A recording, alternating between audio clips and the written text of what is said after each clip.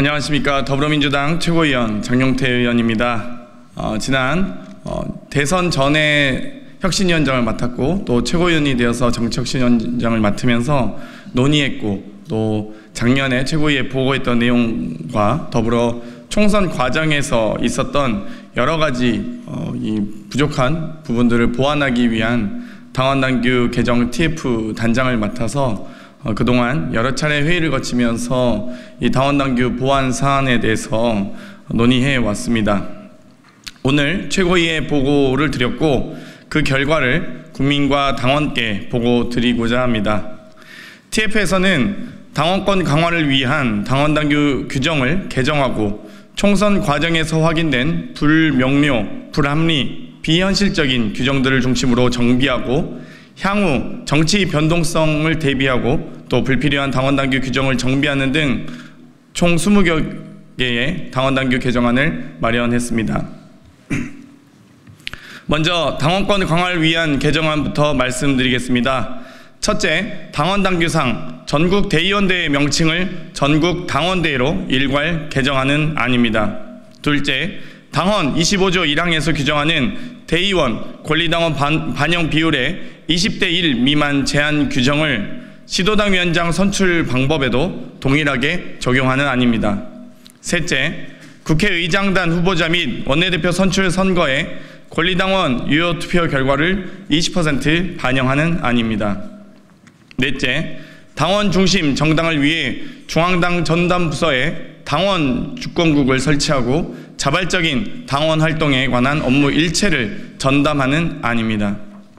다음으로 제22대 총선 과정에서 확인된 불합리, 비현실적 규정을 정비했습니다. 첫째, 경선 후보가 3인 이상일 경우 선호투표 또는 결선투표 실시를 의무화하는 안입니다. 이를 위해 선호투표 실시 방법과 결선투표 실시 방법을 구체적으로 명문화했습니다. 둘째, 검증인을 예비후보자 자격심사위로 위상을 변화하는 안입니다. 적격, 부적격 판정은 공관위로 일원화하고 검증인은 예비후보자 등록에 관한 자격심사만 맡도록 했습니다. 셋째, 부적격 심사 기준에 당의 결정 및 당론을 위반한 자에 대한 규정을 현실화하고 구체화하고 부적격 심사 기준에 징계 경력 보이자 규정을 보완하는 등 부적격 심사 기준 관련해 미비 규정을 보완하였습니다. 넷째, 공천 심사 또는 경선 진행 중에 허위 사실 발견 시에 후보자 자격 박탈 조항을 명문하여 후보자 제출 서류 의무를 강화하고 감산 기준일을 당의 선거일로 통일하고 심사 및 경선 관련 가감산 조항을 개정, 신설하는 등 공천 과정에서 확인된 미비한 규정을 정비했습니다. 마지막으로 향후 정치 변동성을 대비하고 불필요한 당원당규 규정을 정비하였습니다.